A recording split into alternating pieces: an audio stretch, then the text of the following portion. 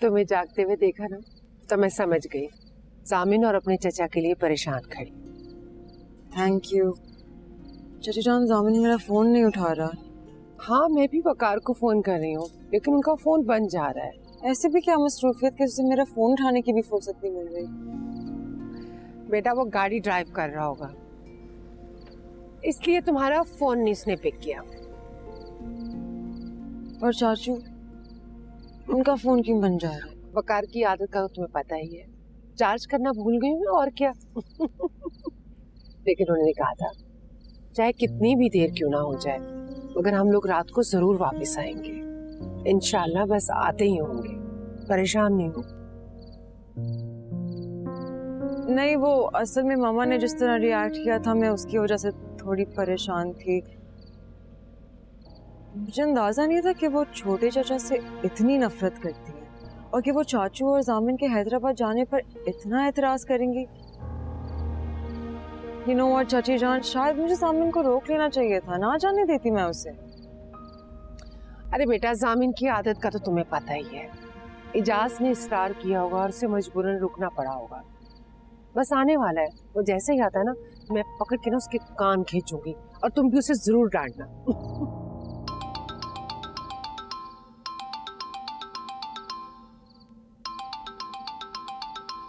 जामिन। हेलो जामिन। हेलो जामिन, तुम अभी तक घर क्यों नहीं पहुंचे हो? मैं और तुम्हारी अम्मी इतने परेशान है। मैं तुम्हें कितनी कॉलें भी की, तुम मेरा फोन ही नहीं उठा रहे हो और चाचू का फोन डेड जा रहा है। प्रीमिया, बहुत बड़ी प्रॉब्लम हो गई है यार। कैसी प्रॉब्लम? क्या हुआ जामिन, बोलो। हरीम एजाज चाचा का इंतकाल हो गया। क्या?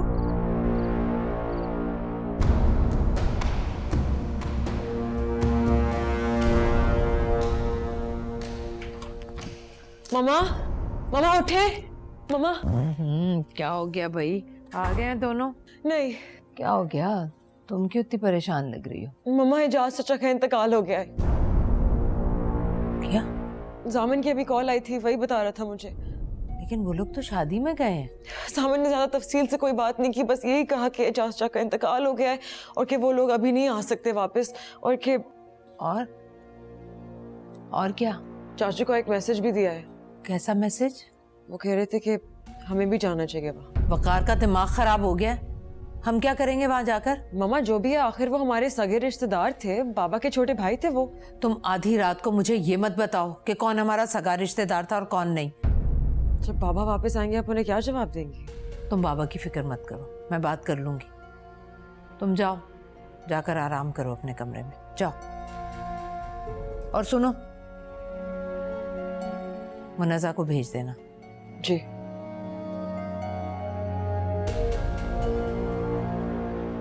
लड़की की शादी हो गई थी या फिर फौतगी की वजह से रुक गई?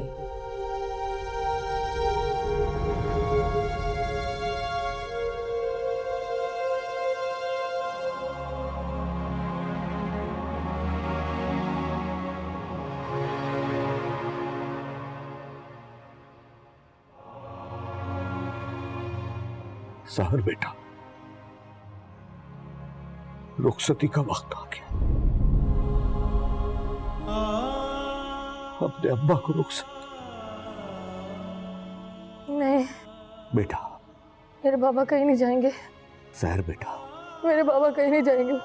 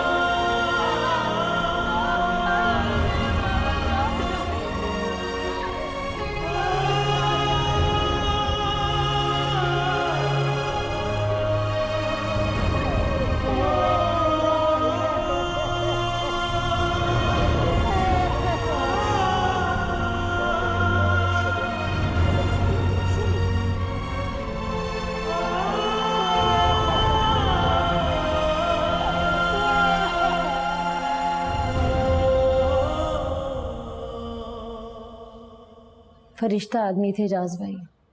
मोहल्ले में आज तक उन्हें किसी ने ऊंची आवाज में बात करते हुए नहीं सुना था। अल्लाह उनके दर्जात बुलंद करे। आमीन। मौत को किसी से मफर नहीं। आपने वैसे ही जन्नत कमा ली भाई साहब। एक मरते हुए इंसान की आखिरी ख्वाहिश पूरी करना बहुत बड़ा नेकी का काम है। मुझे पूरा यकीन है आप लोग सहर बेटी का बहुत ख्याल रखेंगे।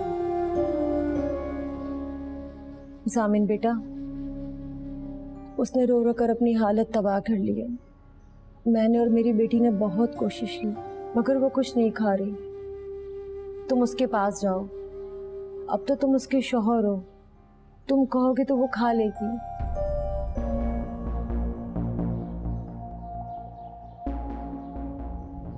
बेटा तुम बैठो, मैं समझाता हूं उसको।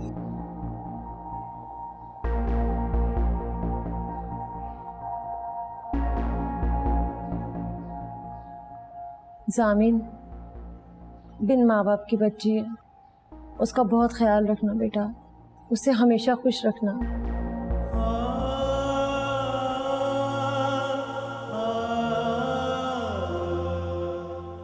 सहर बेटा,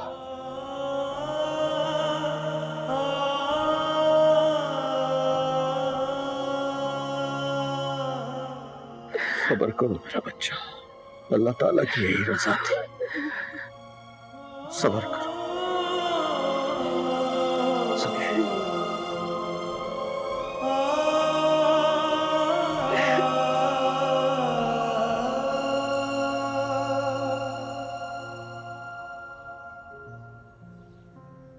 सहर बेटा, कल सोयम के बाद हम सब कराची रवाना हो जाएंगे।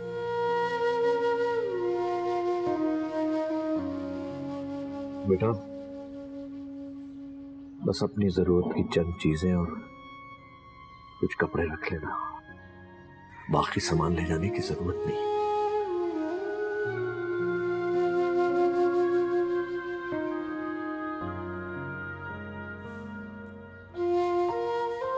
शुक्रिया बेटा।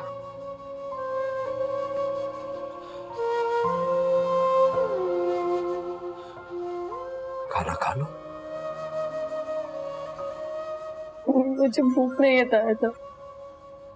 बेटा मैं तुम्हारा ताया हूं, बल्कि अब तो मैं तुम्हारे बाप की जगह मेरी इतनी छोटी सी बात नहीं मानोगी। खा लो।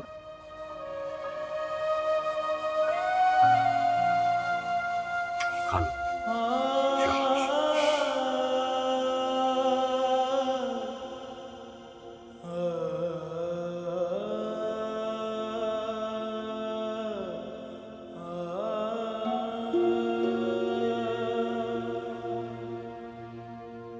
आपने काम फंसा दिया है बाबा मुझे। क्या किया आपने मेरे साथ? जामिन रिलैक्स करो, जज्बाती मत हो, आराम से बात करो। क्या आराम से बात करूं आपसे? निकाह कर दिया आपने मेरा, उस लड़की को बीवी बना दिया मेरी, जिसको मैं ठीक से जानता तक नहीं हूं बाबा। तो बताओ क्या करता मैं?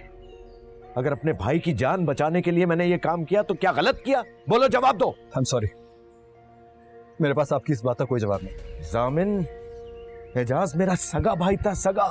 उसने मुफलिसी में सारी जिंदगी गुजार दी। सिर्फ एक कसूर था उसका कि उसने अपनी पसंद की शादी की थी, और इफ्तिखार भाई और भाभी जान को बस ये पसंद नहीं था। उन्होंने कभी कबूल नहीं किया, उसको घर से निकाल दिया। एजाज ने कई बार वापस आने की कोशिश की, लेकिन इफ्तिखार भाई और भाभी जान ने उसको माफ ही नहीं किया। मेरा भाई कसम पुरसी की जिंदगी गुजारने के बाद बेबसी की मौत मरने जा रहा था। अगर एक मरते हुए आदमी को मैंने एक छोटी सी खुशी दे दी तो मैंने क्या गुनाह किया? तुम बताओ, अगर तुम मेरी जगह होते तो क्या करते? अच्छा, I am sorry Baba, sorry. अच्छा आप रोएं तो नहीं ना, ऐसे तो ना करें बाबा, प्लीज। आई एम सॉरी ना। मुझे पता है बेटा, मैंने तुम्हें बहुत बड़ी मुश्किल में डाल दिया है, बहुत गलत किया है मैंने तुम्हारे साथ। लेकिन जामिन तुम मेरे बेटे हो, मैंने तुम पर भरोसा करके ये सब कुछ किया है। तुम परेशान मत हो, मैं सब ठीक करूंगा। अब आप जानते हैं मैं आप पे कितना भरोसा करता हूँ। I'm sorry मैंने आपको हर्ट किया, लेकिन मैं भी क्या करूँ। आप जानते हैं ना जिंदगी ने मेरे साथ कितना अजीब मजाक किया है। मुझे तो समझ में नहीं आ रहा कि कराची जाके मैं हरीम को कैसे फेस करूंगा, घर वालों को, अम्मी को क्या मुंह दिखाऊंगा, क्या कहूंगा उनसे। तुम्हें मुझ पे भरोसा है?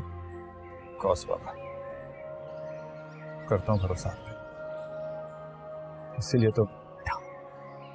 परेशान मत हो, रिलैक्स करो, सब कुछ मुझ पर छोड़ दो।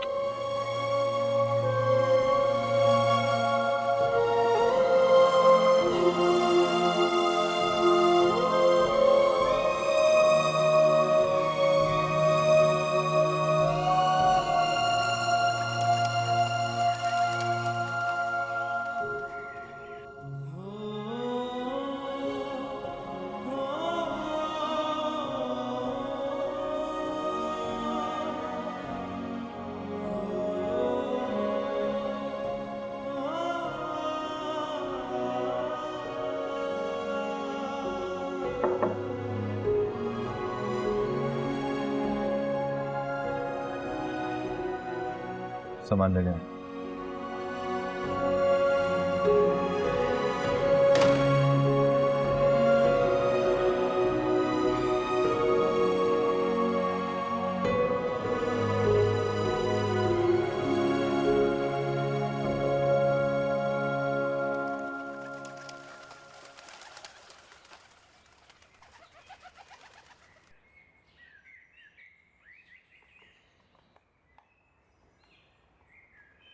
आमीन।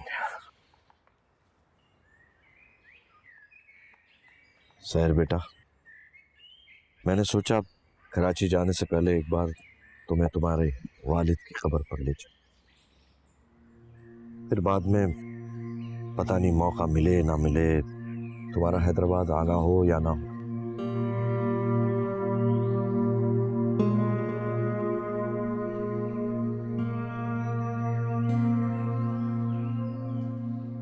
सहर बेटा, एक बहुत जरूरी बात करनी थी तुमसे।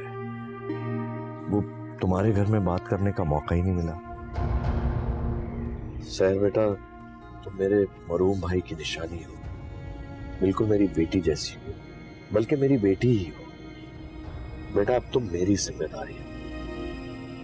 मैं तुम्हें कोई तकलीफ नहीं पहुंचने दूंगा, हमेशा तुम्हारा ख्याल रखूंगा। बेटा, जिन हालात में तुम्हारी और जामिन की शादी, मेरा मतलब है तुम दोनों का निकाह हुआ, उन हालात में तो ज़हनी तौर पर हम में से कोई भी तैयार नहीं था, ना जामिन, ना मैं, और ना ही शायद तुम। अरे हम तो तुम्हारी शादी में शरीक होने हैदराबाद आए थे, लेकिन खैर जो होना था वो हो गया। बेटा सर, मैं तुमसे ये कहना चाह रहा हूँ, जैसे अचानक तुम और जामिन इस निकाह के बंधन में बंध गए और तुम्हें एक दूसरे को समझने में थोड़ा सा वक्त लगेगा, और ऐसा ही वक्त तुम्हें जामिन की माँ और उस घर में रहने वालों को भी देना पड़ेगा। मेरा मतलब है बेटा, कराची पहुंचकर तुम्हें अपनी ताई और बाकी सब घर वालों से अपने और जामिन के निकाह को छुपाना पड़ेगा।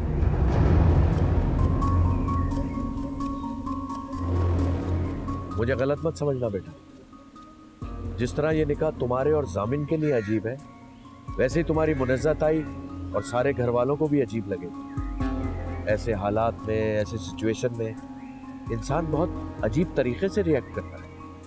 बेटा, मैं नहीं चाहता कि हमारे घर वालों को अभी तुम दोनों के निकाह का पता चले और वो तुम्हारे साथ कोई गलत रवैया या गलत बर्ताव करे। तुम समझ रही हो ना मेरी बात? बेटा, तुम्हें परेशान होने की जरूरत नहीं। उस घर के रहने वाले सब बहुत अच्छे, मुनज़्ज़ा, भाभी जान, भाई साहब और उनकी बेटी हरीम, वो सब तुम्हें देखकर बहुत खुश होंगे और चंद दिनों में तुम भी उनसे वाकिफ हो जाओगी। फिर सही वक्त देखकर तुम्हारे और जामिन के निकाह के बारे में मैं खुद उन्हें बताऊंगा, लेकिन उससे पहले तुम्हें चुप रहना होगा। बेटा, तुम बताओ, तुम अपने ताए की इतनी छोटी सी बात भी नहीं मानोगी?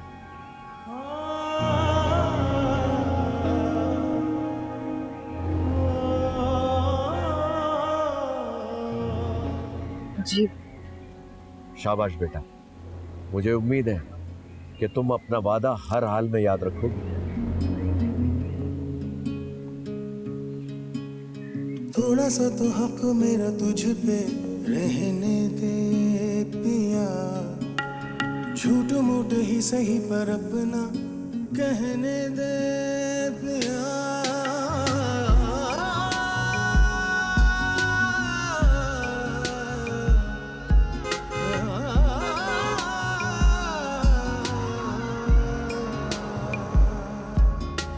रब ने बना दी मेरी जिंदगी तेरे नाम की, मैं तो पिया सारी तेरी तेरे बिना किस काम की।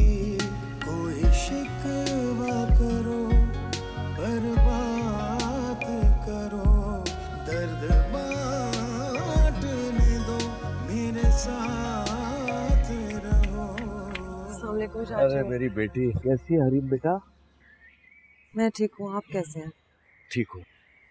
जामिन तुम क्या कर रहे हो? ये बैग किसका है?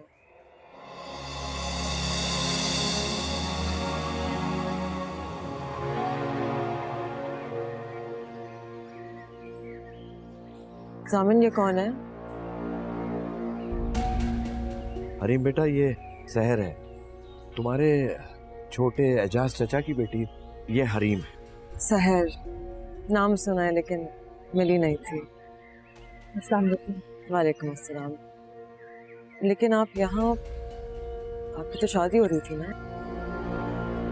वो सारी बातें यहीं करोगी बेटा, अंदर जाके कर लेंगे बाकी बातें। तुम इसे गले लगाओ, वेलकम करो अपने घर में। वेलकम।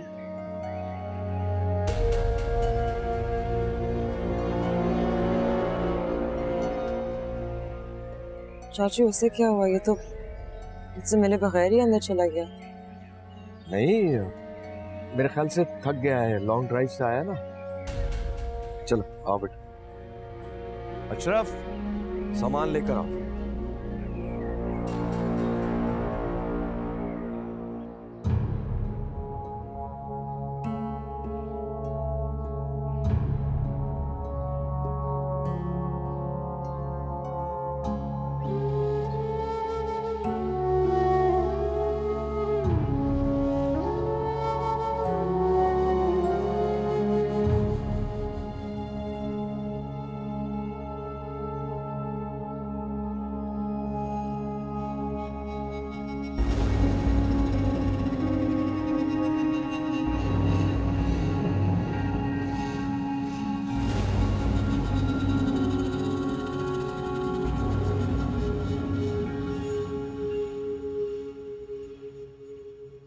एक तो आप 3 दिन के बाद आए, ऊपर से बिन बुलाए मेहमान को भी साथ ले आए। इतना लंबा सफर करके आया हूँ, कम से कम सांस तो लेने दो मुझे। मेरा सांस हलक में अटका हुआ है और आपको अपनी सांस की पड़ी है।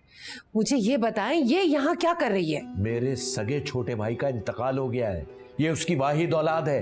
क्या मैं उसको वहां छोड़कर आ जाता? मगर आप तो इसकी शादी में गए थे ना, तो क्या शादी नहीं हुई? हाँ, नहीं हुई इसकी शादी। क्यों नहीं हुई? ओहो, तो तुमने आते साथ ही मुझ पे सवालों की बौछार कर दी है। हाँ, नहीं हो सकी, नहीं आ सकी किसी वजह से उसकी बारात। और मेरे सगे भाई की औलाद है, उसकी निशानी है। क्या मैं मोहल्ले वालों के आसरे पे छोड़ के आ जाता इसको? मगर आप मुझे बताएं तो सही, इसकी शादी आखिर क्यों नहीं हुई? बताएं मुझे। ओए, तो तुम औरतों के दिमाग में एक बात बैठ जाए ना तो फिर वो अटक के रह जाती है। अरे भाई, जाओ उसको बाप का पुरसा दो, उसको इस घर में खुशामदीद कहो, और ये फजूल बातें बाद में करना।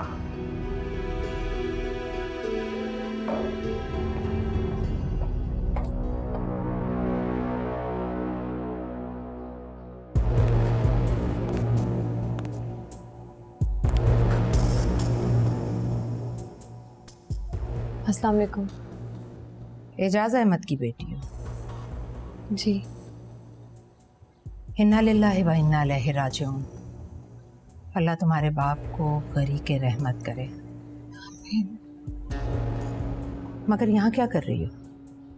वो मुझे वकार ताया अपने साथ लेकर आया। हैरत है, लेकिन खैर, तुम पानी वानी पियो, मगर आपने ये बक्सा मत खोलना। मैं बात करती हूँ वक़ार अहमद से। तुम्हें जाना होगा, तुम मेरे घर में नहीं रह सकती।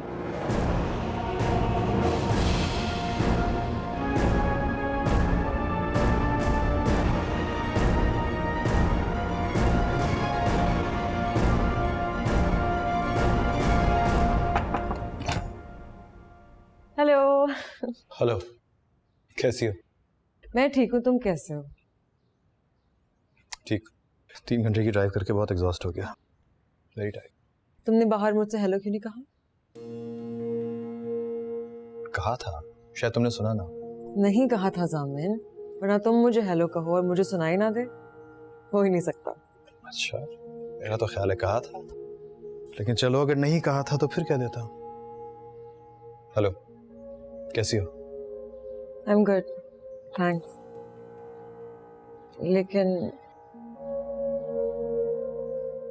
लेकिन क्या? लेकिन तुम मुझे ठीक नहीं लग रहे। क्या हो गया मुझे? ठीक तो हूँ। अगर ठीक हो तो बाहर ठीक से क्यों नहीं मिले? फौरन भागकर अंदर क्यों आ गए? करीम, क्या हो गया तुम्हें यार? क्यों उल्टे सीधे सवाल पूछे जा रही हो? और ये बाहर बाहर ही क्या रट लगाई हुई है? इंसान जब इतनी लंबी ड्राइव करके आता है ना तो नेचुरली उसके ऊपर मेंटल प्रेशर होता है। Why don't you understand? I'm sorry. I'm sorry. अच्छा खैर, अब तसल्ली हो गई ना? Satisfied? हाँ, हो गई। तुम्हें तो पता है कि मेरी सारी परेशानियां और सारी तसल्लियां तुमसे जुड़ी हैं, तो हाँ, हो गई तसल्ली। चलो, वेरी गुड। अब अगर इजाजत देंगी आप तो मैं शावर ले लूं? तो फिर पहले क्या कर रहे थे? करीम। ओके, सॉरी, डिनर पर मिलते हैं। चलो, मिलते हैं।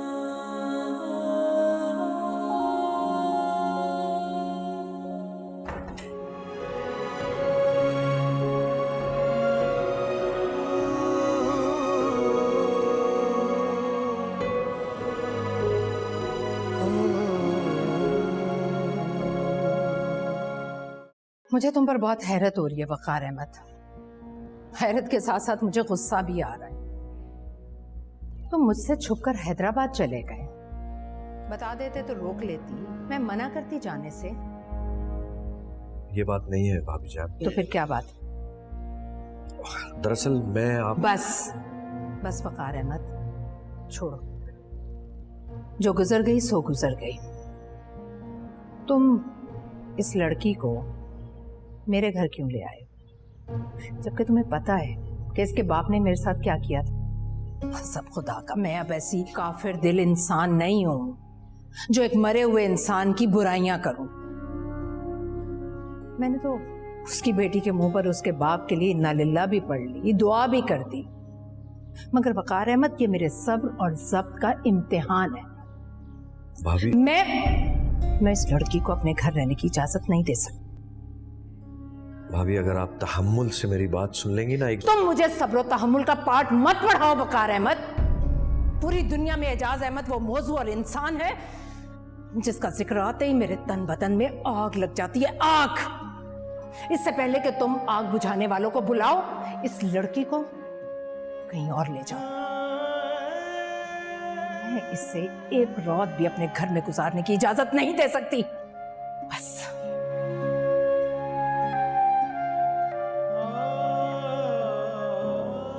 मुझे तो आप आंखें दिखाते हैं और अपनी प्यारी भाभी जान के सामने आपकी आवाज बिल्कुल भी नहीं निकलती। तुम चुप करो मुनिजा और जाओ भाभी जान का गुस्सा ठंडा करने की कोशिश करो।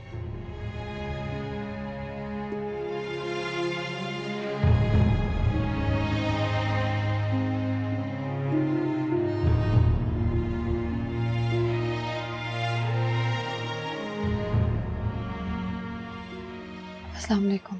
जो तुम्हारे एजाज में इस्तकबालिया खुतबा दिया गया है वो तो तुमने सुन लिया है ना? आप मुनज़्ज़ात आई हैं?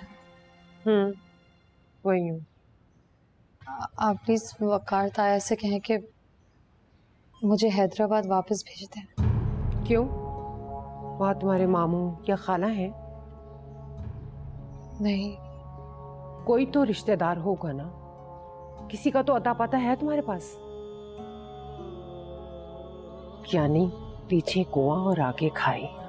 तुम्हें यहाँ सोच समझ कर आना चाहिए था। बिना सोचे समझे आ गई हो तो हर तरह के हालात के लिए खुद को तैयार रखो।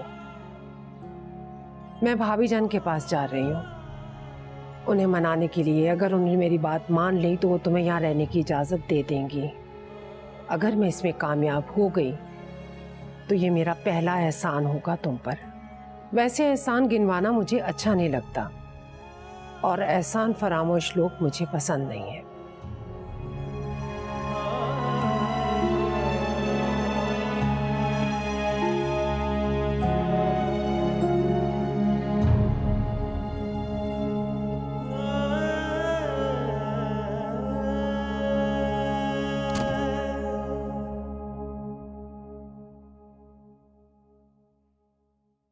अगर अपने शौहर की वकालत करने आई हो तो उल्टे कदमों वापस लौट जाओ।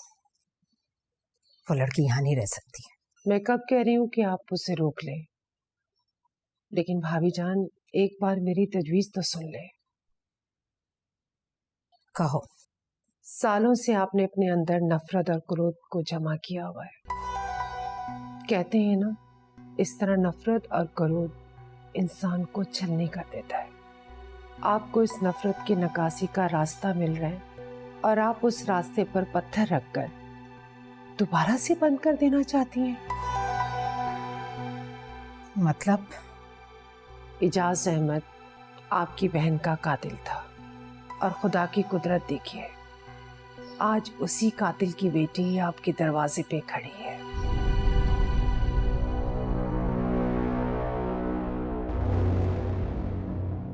इसीलिए तो उसे मैं अपने घर में देखना नहीं चाहती। जब जब मैं उसे देखूंगी मुझे एजाज अहमद याद आएगा और जब जब वो याद आएगा मेरी मरी बहन की याद मेरा दिल छलनी कर देगी। मैंने कह दिया, मैं उस लड़की पर रहम नहीं खाऊंगी। तो कौन कह रहा है कि आप उस पर रहम खाएं? मत खाइए रहम, मगर उसे यहाँ से जाने भी मत दीजिएगा। आप अपनी बहन के कत्ल का उससे बदला लीजिएगा। बरसों से जो आपके दिल में आग चल रही है उसे तस्कीन पहुंचेगी और आपके दिल को करार।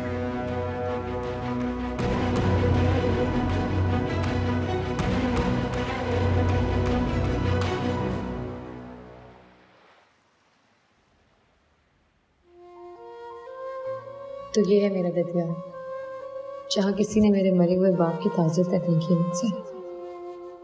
वकार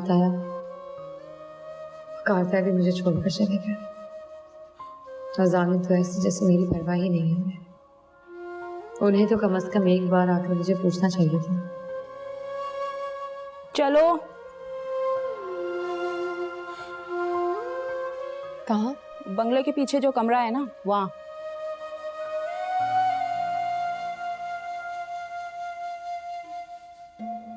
अगर तुम ये अपना कपड़ों का बक्सा खुद उठा लो तो तुम्हारी बड़ी मेहरबानी होगी। मैं अकेली जान हूं इस जहाज जैसे घर में। कम से कम तुम तो मुझसे काम मत करवाओ।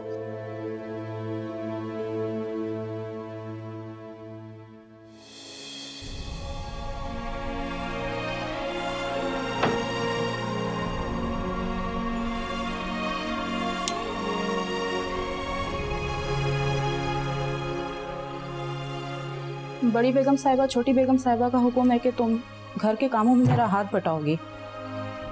वैसे तो सुबह सब देर से उठते हैं, लेकिन तुम देर तक मत सोती रहना। सुबह सुबह उठ जाना, पहले मेरे साथ नाश्ता बनाना। बाकी घर के काम मैं तुम्हें बाद में समझा दूंगी, ठीक है?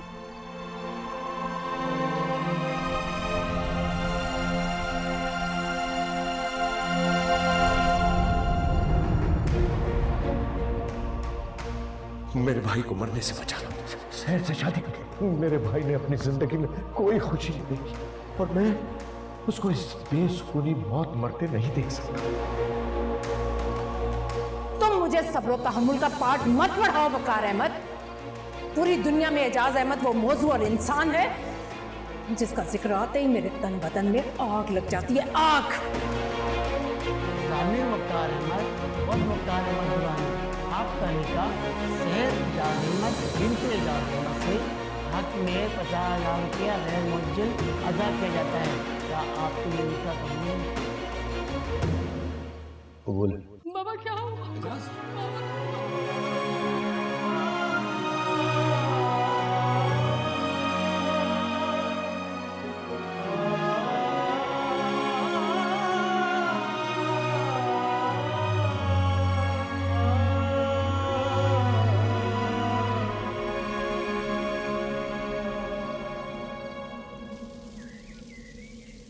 पता नहीं इन खिड़कियों में से जामिन के कमरे की खिड़की कौन सी है। रिकॉर्ड है का कमरा कहाँ होगा। मुझे उनके पास सुबह सलाम करने जाना चाहिए। शायद मेरी शक्ल देखकर उन्हें याद आ जाए कि वो मुझे अपने साथ लेकर आए थे। हाय कजिन। अस्सलाम वालेकुम। वालेकुम अस्सलाम। इतनी सुबह सुबह उठ जाती हो? मैं तो हमेशा जल्दी उठती हूँ। चलो good. I am so sorry यार, रात को मैं तुम्हारे साथ बैठ ही नहीं पाई। वो असल में मैं पहले जामिन से मिलने चली गई थी, फिर यूके से मेरी एक फ्रेंड की व्हाट्सएप कॉल आ गई थी। वो जब भी शॉपिंग करके आती है ना, मुझे लाजमी 2 घंटों के लिए वीडियो कॉल तो करती है और अपनी हर एक खरीदी हुई चीज़ को मुझे बार बार दिखाती है। अच्छा खैर, तुम्हें नींद सही से आ गई थी? कोई मसला तो नहीं हुआ? नई जगह में होता है ना। हाँ ठीक कह रही हैं। सहर, आई एम सो सॉरी, मैं रात को कंडोलेंस देने भी नहीं आ सकी। वो छोटे चाचा का सुनकर बहुत अफसोस हुआ। बस अल्लाह की यही मर्जी थी। तो तुम उनकी इकलौती बेटी हो, कोई बहन भाई नहीं है? तो हुआ क्या था? आई मीन चाचा की डेथ कैसे हो? आई एम सो सॉरी, कितनी स्टूपिड हूँ मैं। बार बार तुम्हें उन्हीं बातों की याद दिला रही हूँ जिन्हें तुम भूलने की कोशिश कर रही हो। कॉफ़ी पियोगी? तुम्हारे लिए चाय मंगवाऊँ? नहीं कुछ नहीं चाहिए, थैंक यू। अच्छा चलो अंदर, मेरे लिए फैजाना नाश्ता बना रही है, तुम भी मेरे साथ आके नाश्ता करके चलो ना। अरे आराम से फैजाना, प्लेट तोड़ने का इरादा है क्या? गलती हो गई हरीफ बीबी जी, माफ कर दे। चलो कोई बात नहीं, जल्दी से सहर के लिए चाय बना के ले आओ। जी लाती हूँ। तुम हमेशा इतना कम बोलते हो या नए घर नए लोगों की वजह से थोड़ा झिझक रही हो? आप शायद दोस्ती जल्दी कर लेती हैं। बुरी बात है क्या? नहीं बुरी बात तो नहीं है, अच्छी बात है। आप कहोगी मुझे? सुनो, तुम वैसे भी आई थिंक चंद दिनों के लिए आई हो, तो प्लीज वो कुछ दिन इस आप जनाब के चक्कर में मत जाया करो। मेरा नाम हरीम है, तो मुझे तुम भी कह सकती हो या डायरेक्ट हरीम, मैं बिल्कुल माइंड नहीं।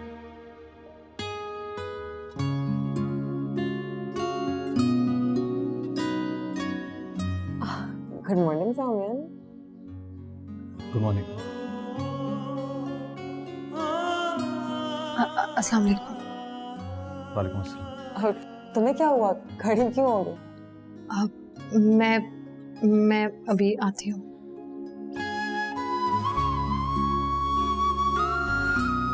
अरे इससे क्या हुआ? तुम्हें तो देखते ही ना। तुम क्यों खड़े हो? बैठो ना। तुम इतनी सुबह कैसे उठ गई आज? ऐसे ही बस सोचा कि रात को ठीक से बात नहीं हो सकी, तो सुबह नाश्ते के टेबल पे मिला जाए और एक साथ बैठ के नाश्ता किया जाए।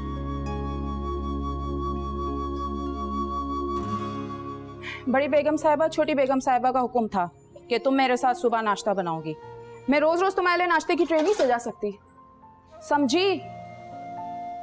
अब खड़ी क्यों हो? यहाँ आओ, बर्तन धो, और भी बहुत सारे काम है करने वाले।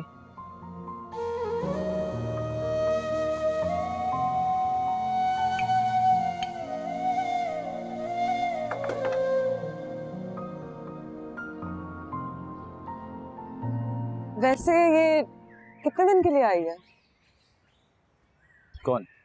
यही हमारी कजिन, और कौन? पता नहीं क्यों, तुम क्यों पूछ? बस ऐसे ही। मेरे ख्याल से छोटे चाचा की डेथ की वजह से इसकी शादी पोस्टपोन हुई है ना। कुछ दिन में होनी होगी, फिर ये वापस चली जाएगी, right? I don't know, I seriously don't have any idea. मुझे कुछ नहीं पता वाकई। क्या मतलब, तुम्हें कुछ भी नहीं पता? तो मुझे क्यों पता होगा यार? अगर पता करना है तो बाबा से पूछ लो ना, वो सब जानते होंगे। जाओ।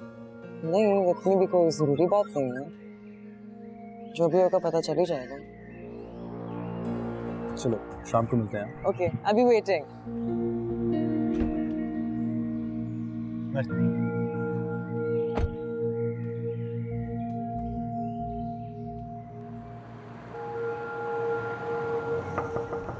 आ जाओ।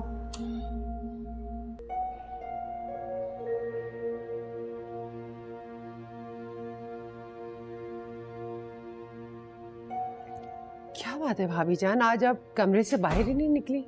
मैं समझी डर गई हैं आप उस लड़की से। क्या बकवास कर रही हो? जो मुंह में आता बोले चली जाती हो। मैं क्यों डरने लगी उस लड़की से? मेरी तबीयत ठीक नहीं थी इसलिए नहीं आई। अल्लाह खैर रखे। क्या हो गया खुदा ना खास्ता आपकी तबीयत को? आप ठीक तो है ना? उसके आते ही मुझे सारी बातें, सारे पुराने वाकयात याद आना शुरू हो गए। मेरी बहन याद आना शुरू हो गई। दिलो दिमाग बोझल हो गए। ऐसा ना कहे भाभी जान, आप कहे तो मैं डॉक्टर को बुलाऊं? हाँ, मैं ठीक हूँ। अल्लाह आपको हर बला से महफूज रखे। अच्छा ये बताओ, वकार ने क्या बताया? किस बारे में? उस मनहूस की शादी के बारे में। कब हो रही है उसकी शादी? नहीं हो रही उसकी शादी वादी। क्यों? जिस दिन उसकी शादी होनी थी ना, ऐन शादी वाले दिन वो लड़का भाग गया। बिल्कुल अपने बाप की तरह। इसमें भी जरूर उसी लड़की का कसूर होगा। मनहूस।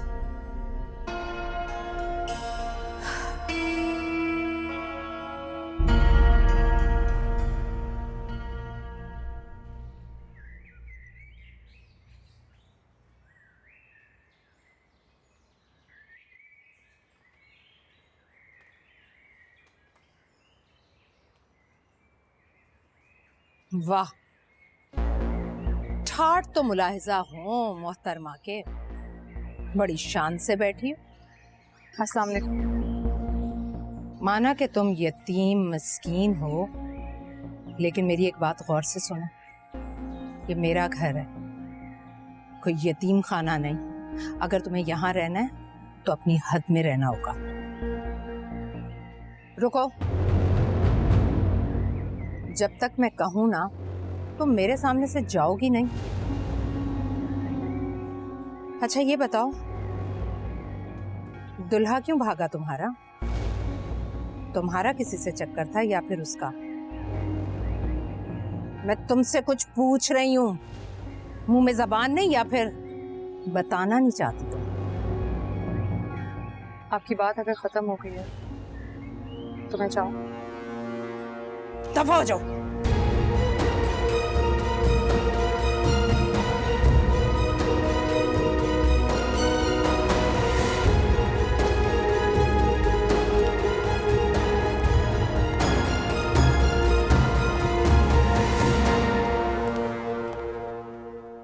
बाबा आपने कहा था वापस जाते ही सब कुछ संभाल लेंगे।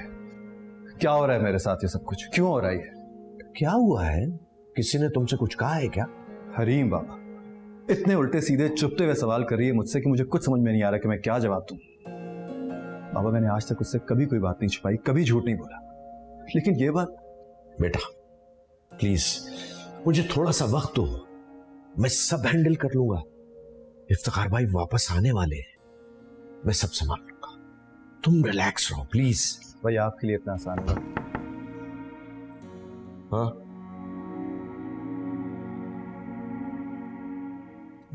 सर, ये कुछ डॉक्यूमेंट्स हैं, इस पर आपकी साइन चाहिए।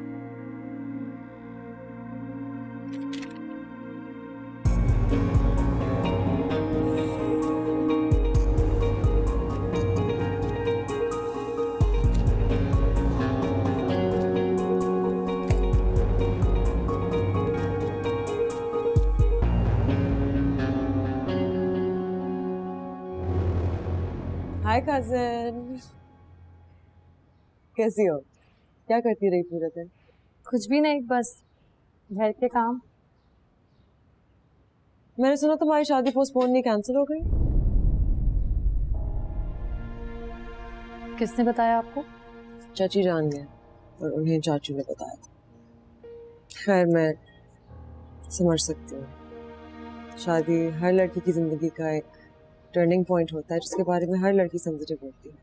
हो रही हो जाए तो उसके अलावा लड़की किसी और चीज़ के बारे में बात ही नहीं करना चाहती, और अगर किसी वजह से ना हो पाए तो कोई लड़की उसके बारे में बात नहीं करना चाहती। वो लड़का बारात क्यों नहीं लेकर आया? तुमने पूछा था उससे?